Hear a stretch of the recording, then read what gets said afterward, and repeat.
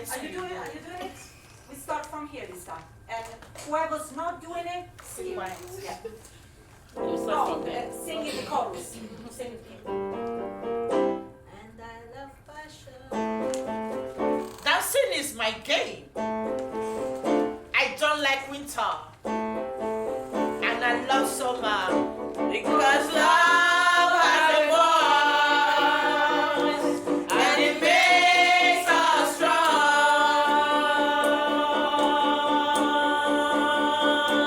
Love brings us together. And it will take us home.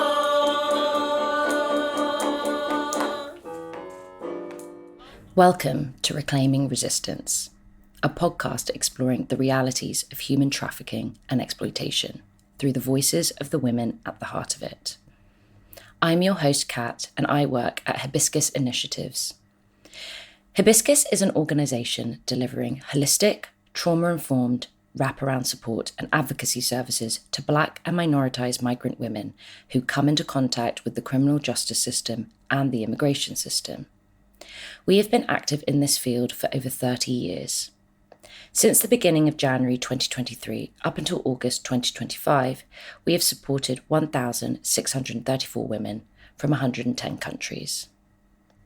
Our anti-trafficking work is rooted in a long history of confronting the racialised and gendered harms experienced by Black, minoritised and migrant women in the UK. The organisation was set up to respond to the systemic injustices faced by victim survivors of trafficking, who were serving disproportionately long sentences for drug-related offences. The majority of these women had been coerced into committing crimes and were victims of domestic violence. At the time, these women were largely invisible in national discussions on criminal justice and trafficking, despite facing compounding inequalities. This series takes you inside the spaces where the women we work with begin to heal through singing, gardening, writing, and building community. You'll hear real moments from those sessions, alongside interviews with the professionals working for change across law, policy, and frontline services. Together, these stories reflect not only what women go through, but how they are reclaiming resistance.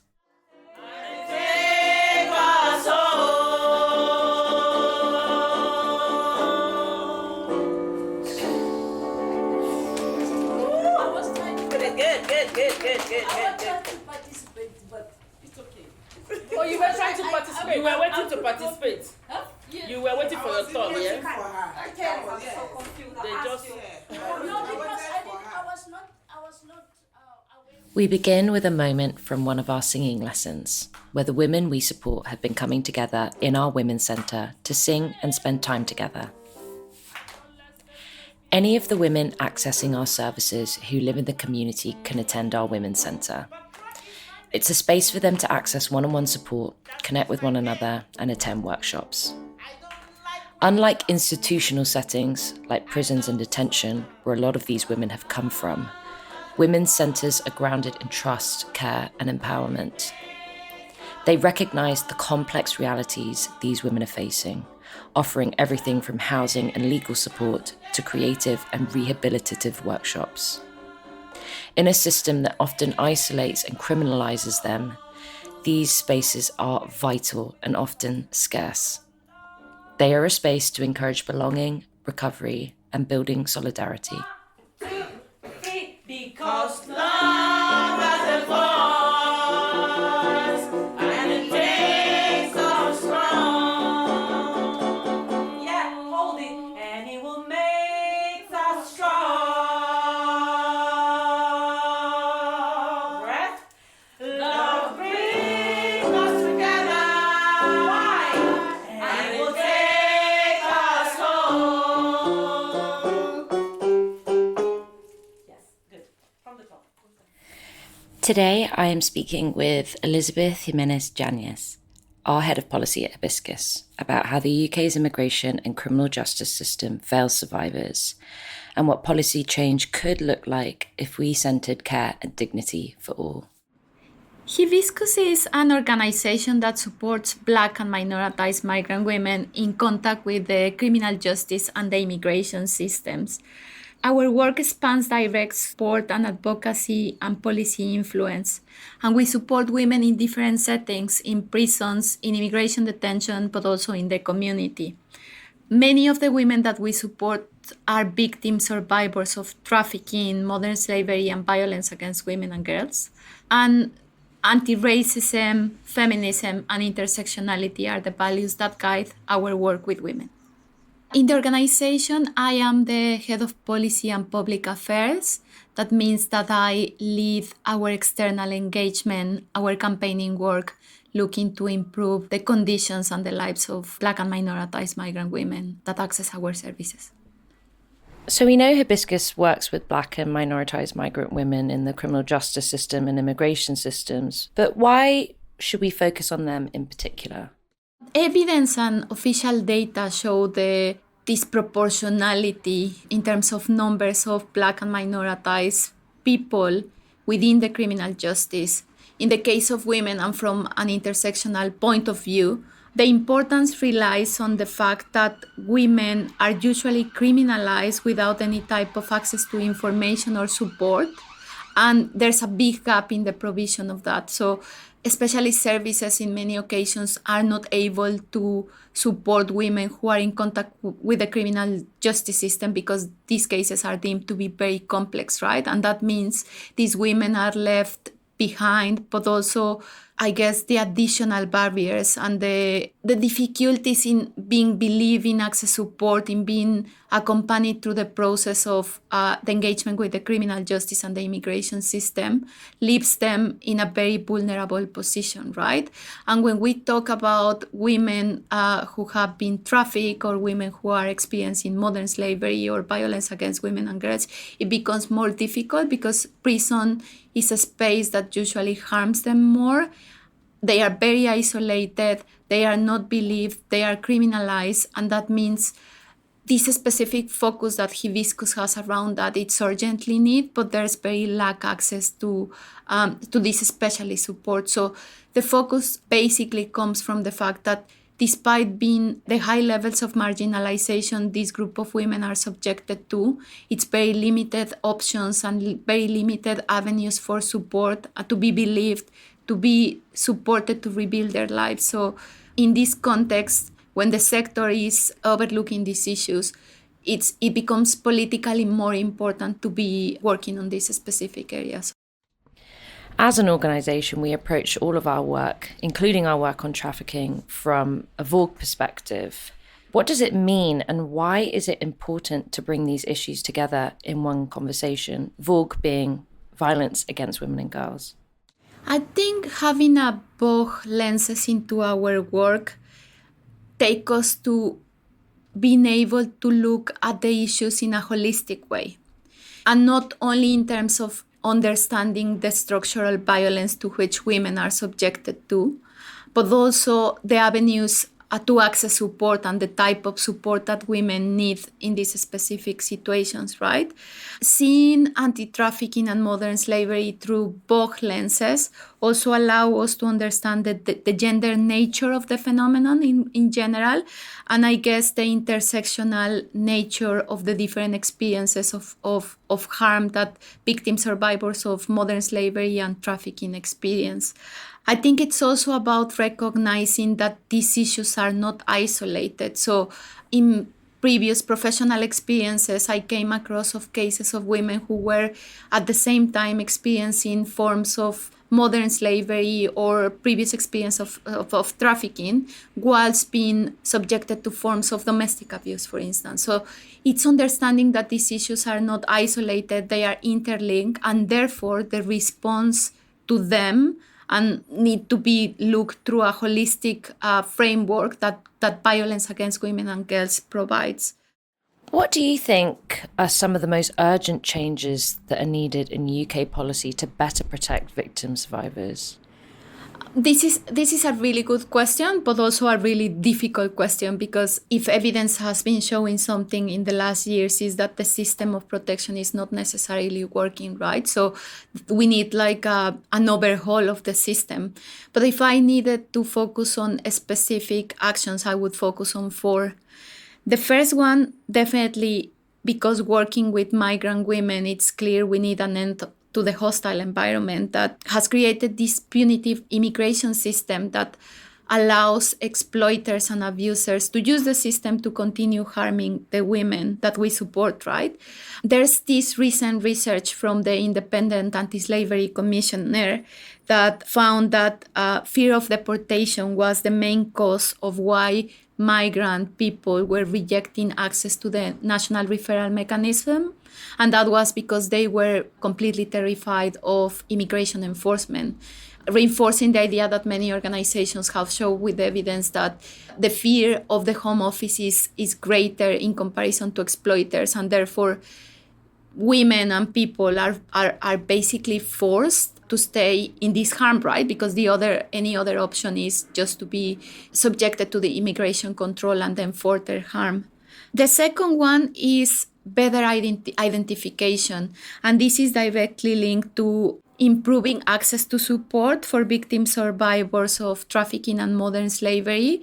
And also, in order to be successful with that, we need to make sure that the sector is properly funded, like sustainable, flexible funding for organizations to be able to support victim survivors, but also meet them where they need, like listen to their specific experiences and not having a model of support that it's fixed into the idea of a single type of victim, especially when you're working with someone who has issues with immigration status, right? Because of the complexities of accessing legal aid and accessing immigration solicitor representation. So I think funding the sector is going to have a positive impact on victim survivors, because they will be able to access this tailored support. In the specific case of Hibiscus, this trauma-informed support that understands the particular experiences of Black and minoritized migrant women. The third one is the end of the criminalization of victim survivors. And of course, this is linked to better identification, right?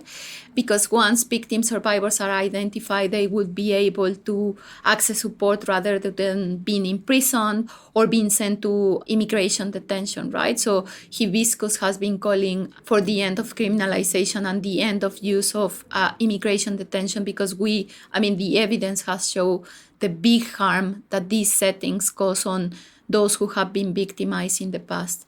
And finally, we need to strengthen the existing statutory defenses. So the Modern Slavery Act already provides an opportunity with Section 45 for victim survivors who were forced to commit crimes as direct result of their victimization not to be criminalized, but the reality and the evidence provided by research, but also within our frontline services, that Section 45 is underutilized.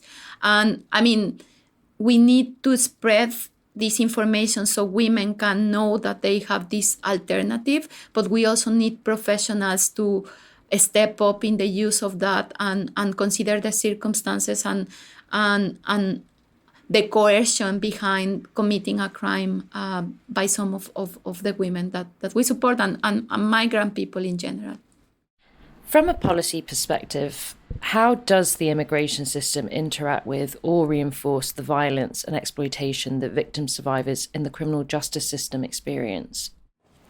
As I mentioned before, the extension of the hostile environment and the punitive nature of the immigration system in the UK provide exploiters and abusers with an opportunity to use these laws, policies, and legislation in their favor to continue to abuse and to exploit the women that we support, right? So basically what we see is that women end up being more afraid of any contact with statutory agencies because of the fear of any contact with the Home Office, right? And the negative consequences that this might brought up. What we know is that women are told by exploiters, they are told by abusers that no one would believe them if they go to the police, for instance.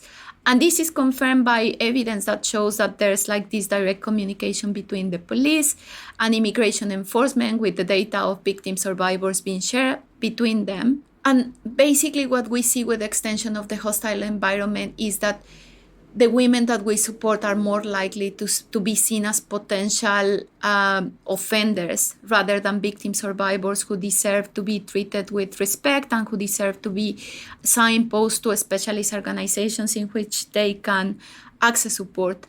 What we've been campaigning and saying to the government is that with these draconian pieces of legislation they have introduced in the last years, they basically are increasing the coercive power that exploiters and abusers have and use against the women that we support. So basically this ends up being a form of state violence and structural violence in which this idea of reducing immigration numbers and I guess centering immigration as an issue ignores and leaves behind the reality of how this punitive system basically is just increasing the vulnerability of women who are victim survivors of trafficking.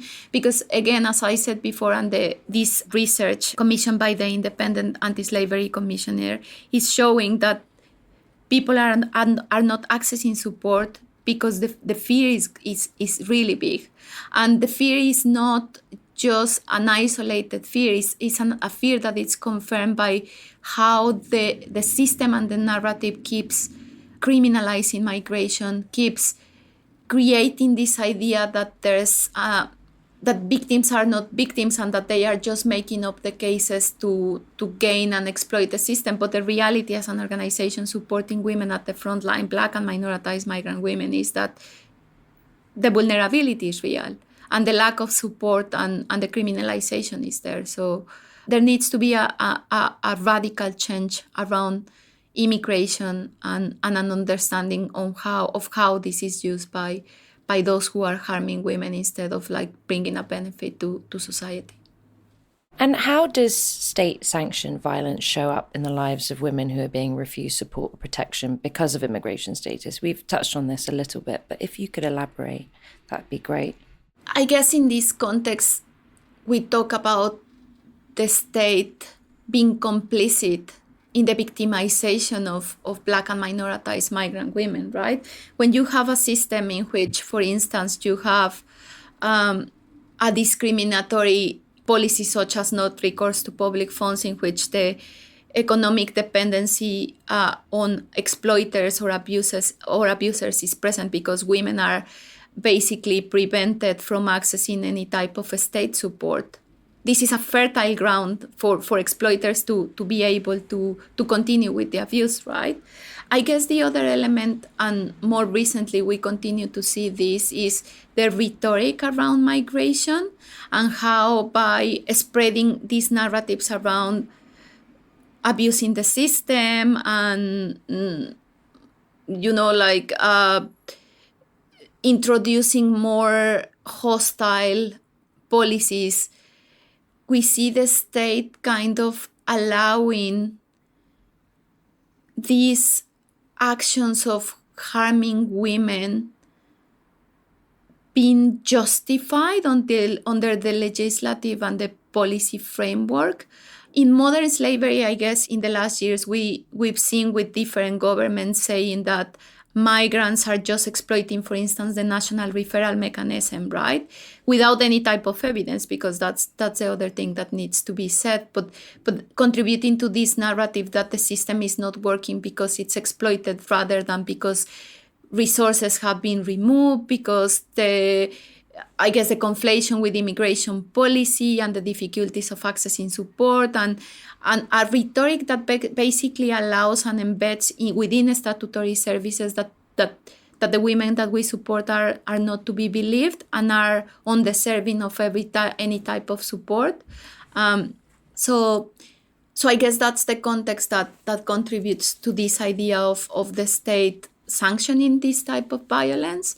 And the reality is that at the end of the day, this doesn't even result in increasing public safety, or it doesn't really increase or contributes to the objectives that the government says to have in terms of reducing modern slavery and allowing victims and survivors to access justice and redress, right? But only creates this this gap in access to any type of justice, safety, protection, leaving behind this group of women that are subjected to high levels of marginalization without any type of support apart from the ones that they can access from organizations like Hibiscus.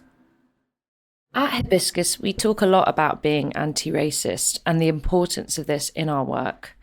What does this mean, and how does it differ from not being racist? And how have we developed our anti-racist approach at Hibiscus? Working with Black and minoritized migrant women at Hibiscus, for us is very clear the role that racism plays into their experiences of harm, but also their experiences of criminalization, right? I talked before about the overrepresentation of Black and minoritized and migrant people within the prison system, right?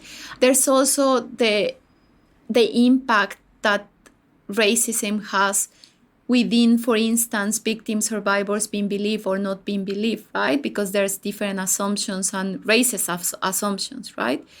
In this context, as I mentioned at the beginning, our work is centered around anti-racist practice at the different levels that we do work, in our case work, in our policy work, in our campaigning work, and any type of engagement.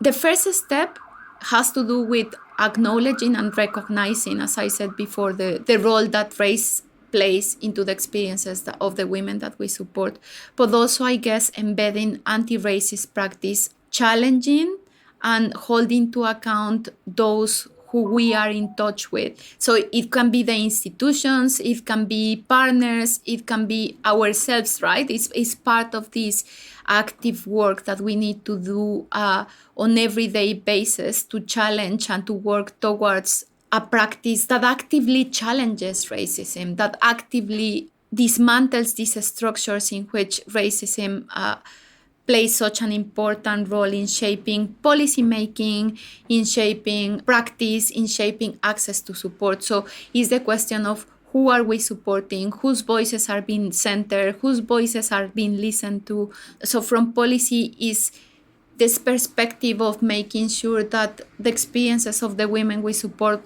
and their expertise is recognized and centered without re-victimizing, without re-traumatizing, and without questioning or doubting the value. It is also recognizing that the women that we support have been subjected to multiple forms of harm, right? So they are disbelieved at every single stage of their journey, especially when they are in touch with such a violent system such as the criminal justice, right? In which racism is so embedded into the interactions. So I guess, just to summarize, it's an active process. It's not that we just say we're anti-racist and we stamp and that's it. It's a process of challenging and overcoming the different situations that we come to. We also talk a lot about intersectionality in our work. What does this mean? And what does having an intersectional approach mean in practice? Intersectionality means understanding the multiple and overlapping barriers created by women's identity, right? I guess the important part of understanding intersectionality is the end result of violent systems that, because of these identities, marginalize people and women in this specific case, right? Why is it important to have an intersectional approach in the work that we do with victim survivors of trafficking and modern slavery? I think the first point would be that it allows us to have a better understanding of the structural inequalities and violence that women are subjected to and the different experiences, because not all of them look the same, right? So it's about recognizing that the system itself creates different barriers because of where women are standing, right? In terms of practicalities, it also allows us to identify who is at heightened risk and tailor a service that responds to these specific needs, right? Generic approaches don't work for the women that we support because of the structural barriers and the structural violence they've been subjected to, but because we don't believe in these systems that have like one size fits all, right? Because that only ends up harming women more than supporting them.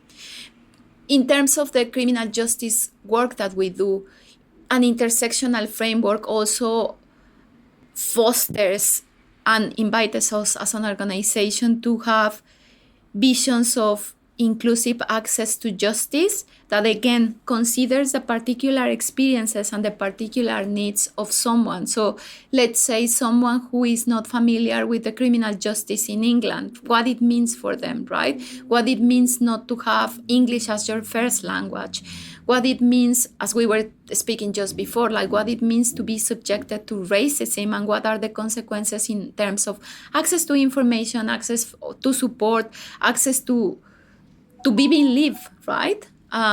As a victim survivor. So from a policy perspective, an intersectional framework also allows us to push for a better design and a better implementation of policies that don't result in harm for the women that we support as policies and legislation under the hostile environment have been introduced. And we see the particular consequences that have had on the women that access the services of Hibiscus.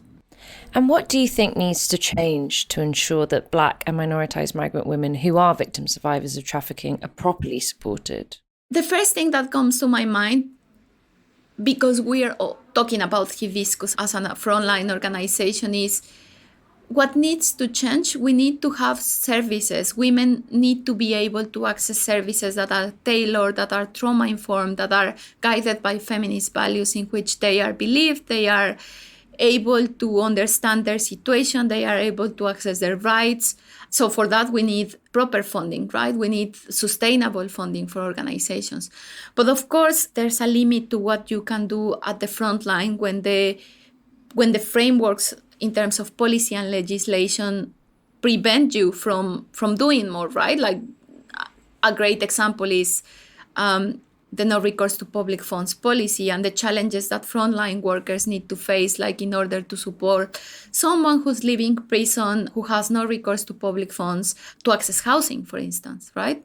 And how important is housing for someone who was trafficked, for someone who was experiencing modern slavery in terms of rebuilding their lives, but not only that, in terms of not being re-victimized and being just like placed again at the hands of an exploiter because of the lack of opportunities and the lack of alternatives.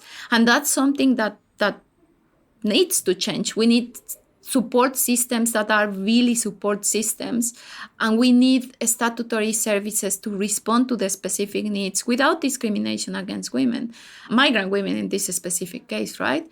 And in this context is why Hibiscus works in policy, I guess translating what we see at the front line, trying to influence and trying to have a different political landscape in which access to rights is not a constant fight for the women that we support, but the recognition of their needs, the recognition of them healing after horrible experiences of harm in which they were subjected for many years in many cases in very harmful environments, only to be criminalized when seeking support or when being in contact with an state agency, right? Like the police or I don't know, social services, right? So that is central. We need to understand and we need to recognize the great work that specialist organizations do in supporting women, but we also need the state to be accountable to the obligations they have around human rights, around protecting victim survivors. So in the context of the modern slavery, like being 10 years this year, the question is, where is this piece of legislation is in terms of protection? Is it really successfully doing what it was supposed to do or what it was introduced to do, to be done?